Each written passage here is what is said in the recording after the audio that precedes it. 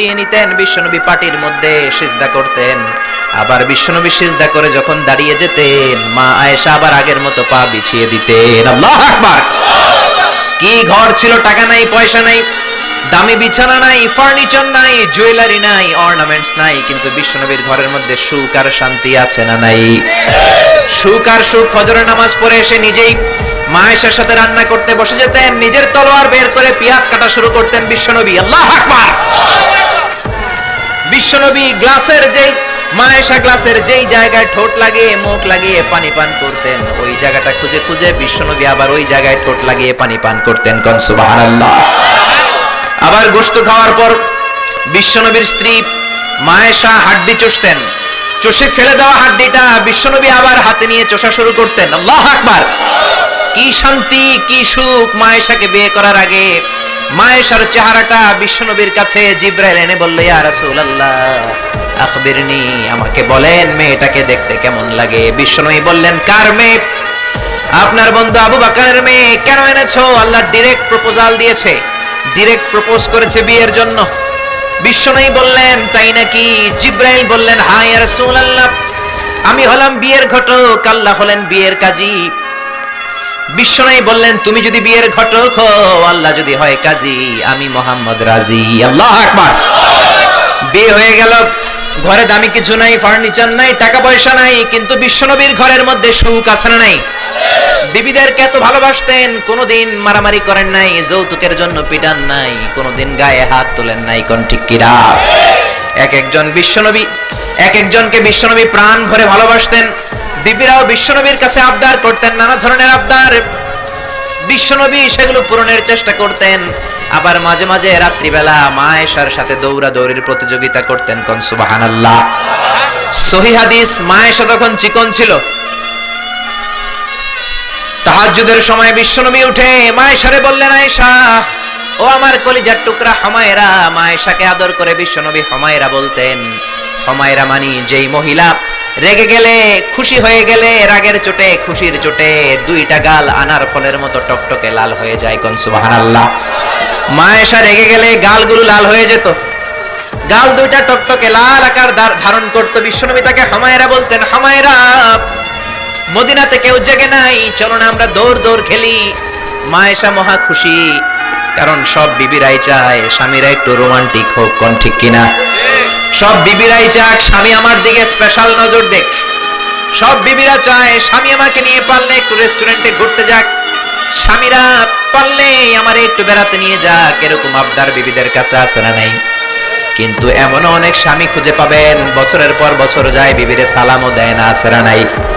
খিটখিটে মেজাজ দেখায়, ধমক দেয়, আবার যৌতুকের জন্য পিটায়। আছে না নাই?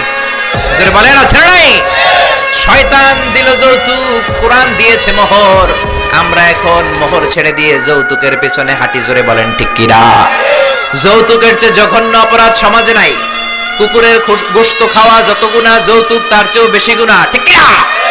কুকুরের গোশত খেলে একটা গুনাহ হয়, হারাম খাওয়ার গুনাহ হয়, কিন্তু যৌতুক খেলে দুইটা গুনাহ হয়। এক হলো হারাম খাওয়ার গুনাহ, দুই হচ্ছে শ্বশুর বাড়ির উপরে জুলুম করার গুনাহ। জোরে বলেন ঠিক কিনা? মা আয়েশা বললেন, ইয়া রাসূলুল্লাহ, আমি দৌড়াদৌড়িতে রাজি।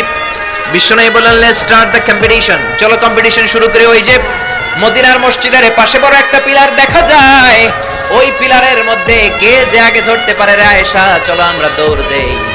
বিশ্বনবী বললেন, ওয়াহিদ ইসনাইনি তালাতা, 1 2 3 লেটস গো, চলো দেই দৌড়। বিশ্বনবী অপেক্ষাকৃত মোটা ছিলেন, মা আয়েশা চিকন ছিলেন। মা আয়েশা দৌড় দিলেন, বিশ্বনবীকে পেছনে ফেলে ওই পিলার ধরে মা আয়েশা ফার্স্ট হয়ে গেলেন। কোন সুবহানাল্লাহ। মা আয়েশা মহা খুশি, খিলখিলিয়ে হাসছেন। বিশ্বনবী মুচকি হাসতেন। আমার নবী কখনো খিলখিলিয়ে হাসেন নাই।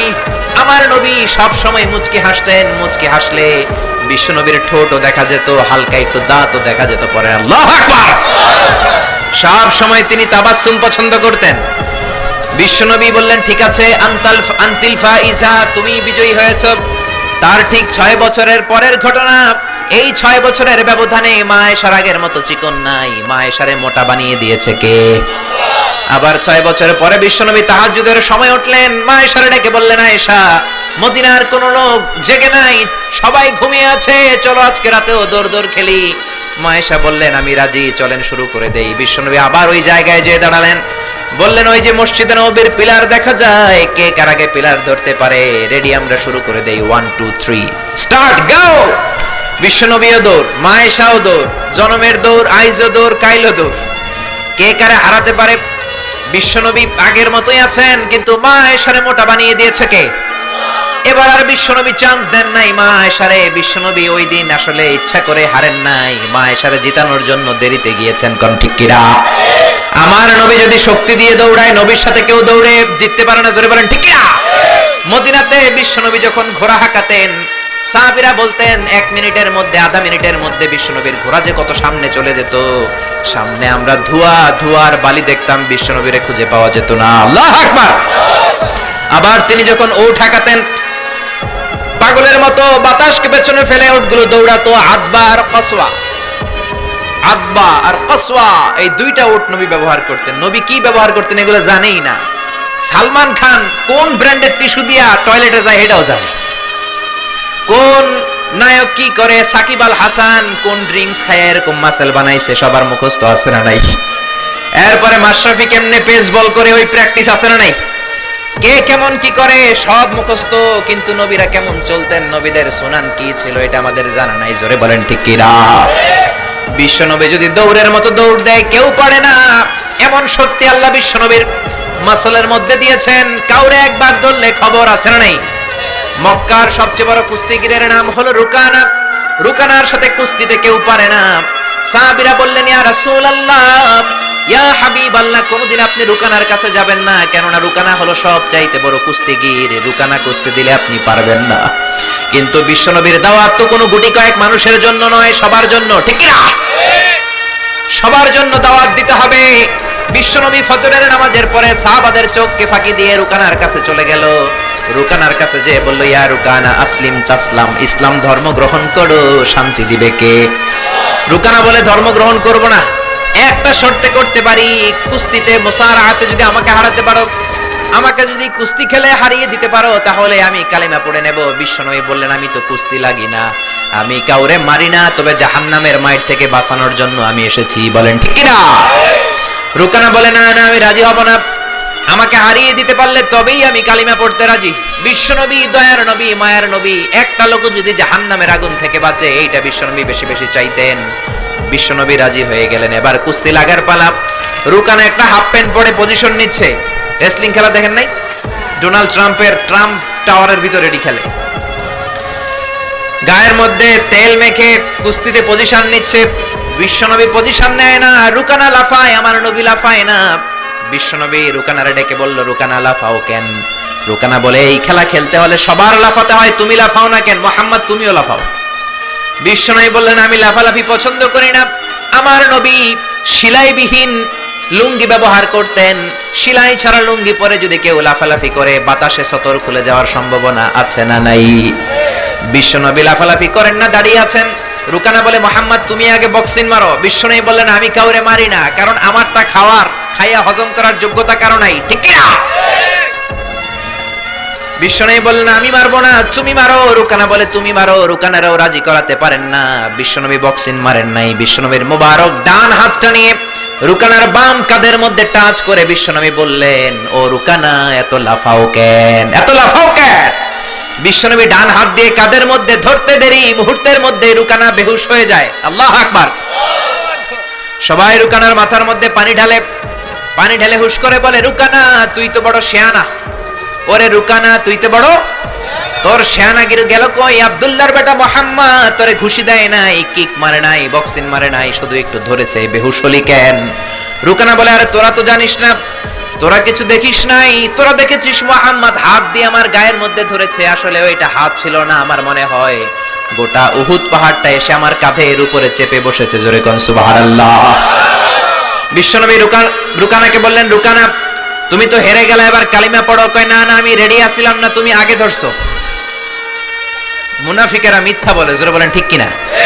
কাফিরেরা মিথ্যাবাদী হয়। বিশ্বনবী বললেন ঠিক আছে তাহলে আবার লাগবো। রুকানা বলল তুমি মারো। বিশ্বনবী বললেন প্রথমটা আমি মেরেছি, এইবার তুমি মারো। রুকানা বলে আমি মারবো না, তুমি মারো। বিশ্বনবী আবার রুকানাকে ধরলেন, মুহূর্তের মধ্যে রুকানা আবার বেহুশ হয়ে যায়। সুবহানাল্লাহ কইতে পারলেন না? হুশ ফেরানো হলো, আবার সবাই মাথায় পানি দেয়, আর জেগে ওঠার পরে বলে রুকানা তুই তো বড় শাহনাগির গেল কই? রুকানা বলে আবার ওই যে উহুদ পাহাড়, উহুদ পাহাড়, উহুদ পাহাড় আমার কাঁধের উপরে চেপে বসেছে, তোমরা তো খালি চোখে দেখো নাই। বিশ্বনবী বললেন এবার কালিমা পড়ো। রুকানা বলে না না, আমার পেটে ক্ষুধা ছিল, আমার গায়ে শক্তি কম ছিল, আমি প্রস্তুত ছিলাম না, পেট ভরে খাবো, খেয়ে দে তোমার সাথে আবার লাগুম। দাইন দাইন তিন দাইন, দাইন দাইন কয় দাইন? খেলা এরকম বলে না অনেকে, দাইন দাইন তিন দাইন, আবার লাগবো, আবার খেলা হবে। আবার বিশ্বনবী ধরলেন, আবার বেহুশ। বিশ্বনবীকে তোরে আর কত বেহুশ করুন? এজন্য আমার নবীর গায়ে শক্তি আছে না নেই? মা আয়েশার সাথে যদি বিশ্বনবী প্রথমবার জোরসে দৌড় দিতেন, কোনোদিন মা আয়েশা পারতো না। মা আয়েশারে জিতিয়ে দেওয়ার জন্য ইচ্ছা করে আস্তে দৌড়েছেন। এবার দ্বিতীয়বার যখন দৌড়ের পালা, মনে আছে তো না ভুলে গেছেন? বিশ্বনবী বললেন 1 2 3 দৌড় দাও। মা আয়েশাও দিলেন দৌড়ে, বিশ্বনবীও দিলেন দৌড়। এবার মা আয়েশাকে আর চান্স না দিয়ে বিশ্বনবী দৌড়ে যেয়ে পিলার ধরলেন। এবার আর মা আয়েশার মুখে হাসি নাই, এবার রেগে আছে, একেবারে গড়গড় করছে, রেগে জিততে পারে নাই। হেরে গেলে মেয়েদের একটা আলাদা রাগ আছে না নাই? বিশ্বনবী আয়েশার কাছে গেলেন, ডেকে বললেন হুমায়রা হাদিহি সাবাকাতু বিতিলকা, হাদিহি সাবাকাতু বিতিল, কই যে 7 বছর আগে তুমি আমারে দৌড়ে হারিয়ে দিয়েছিলা, আজকের এই রাতের দৌড়ের প্রতিযোগিতায় তোমারে হারিয়ে ওইটার প্রতিশোধ নিয়ে নিলাম। কোন সুবহানাল্লাহ। মাঝে মাঝে এরকম বউয়ের সাথে প্রতিশোধ খেললে ভালোবাসা বাড়ায় দেয় কে? এজন্য সুযোগ পেলে দৌড়াদৌড়ি খেলবেন। রাজি আছেন তো? নাকি লাড়ি লইয়া হেতিরে দৌড়ে যান, আর হেতিও বাসাল্লাই দেয় দৌড়? ওই দৌড়া দৌড়ি না, আমিয়া ভালোবাসার দৌড়া দৌড়ি। বিবি আপনার জন্য সাজে, বিবি আপনার জন্য পার্লারে যায়, বিবি আপনার জন্য লিপস্টিক দেয়। একদিনও বিবিরে বললেন না তুমি সুন্দরী? পাশের বাড়ির বড় ভাই বলল ভাবি আপনার হেব্বি লাগতেছে। ভেজাল আছে না নাই? কথা বলেন আছে না নাই? আপনার বিবি আপনার জন্য গহনা পরে, আপনার জন্য জুয়েলারি পরে, আপনার জন্য সুন্দর শাড়ি পরে, খোপায় ফুল দেয়, আপনার কাছ থেকে প্রশংসা চায়। একদিনও নজর করে বললেন না তুমি সুন্দরী, তুমি অক্ষরী, অনন্যা, সুস্নিগ্ধা, সুহাসিনী, সুকেশিনী, সুভাষিনী, অসূর্যম পোষা, কাজল কালো কেশ, মেঘ কালো কেশ, ডাগর ডাগর হরিণের মতো তোমার দুটি চোখ, একদিনও বললেন না। কিন্তু আপনার ছোট ভাই একদিন বলে ফেললো ভাবি তোমারে যা লাগতেছে না। ভেজাল বেশি না কম? এজন্য খবরদার বিবির প্রশংসা করেন।